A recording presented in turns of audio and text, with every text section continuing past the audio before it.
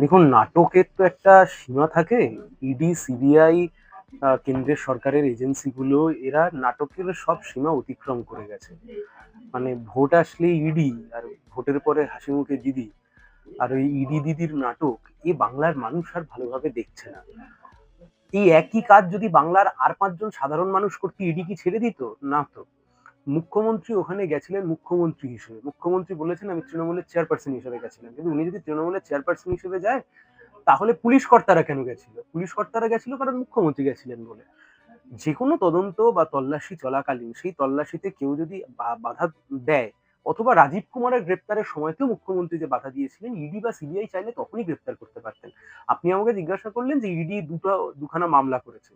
সে তো যখন রাজীব কুমারকে জিজ্ঞাসাবাদের জন্য যাচ্ছিল, তারপরেও তো সিবিআই সুপ্রিম কোর্টে মামলা করেছিল। তার আউটকাম কি? ৫ বছর পরে সেই মামলা শুনানি করিয়েছে ইডি, সরি সিবিআই। এবং সুপ্রিম কোর্ট নিজেই আশ্চর্য হয়ে গেছে যে ৫ বছর ধরে আপনারা ঘুমোচ্ছিলেন। আবার বলছি, নাটক চলছে, পরিষ্কার নাটক চলছে। তৃণমূল, বিজেপির এই নাটক, এতে বাংলার মানুষের কোনো লাভ হচ্ছে না, বাংলার মানুষের ক্ষতি হচ্ছে। এবং বাংলার মানুষ চেয়েছিল সত্যি সত্যি এই দুর্নীতির শেষ দেখবার জন্য।